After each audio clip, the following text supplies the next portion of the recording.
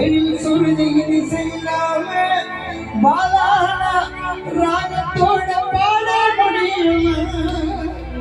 இறந்த பெண் பொருளை நம்மால் எடுத்து செல்ல முடியுமா? இறந்த பொருளை நம்மால் எடுத்து செல்ல முடியுமா?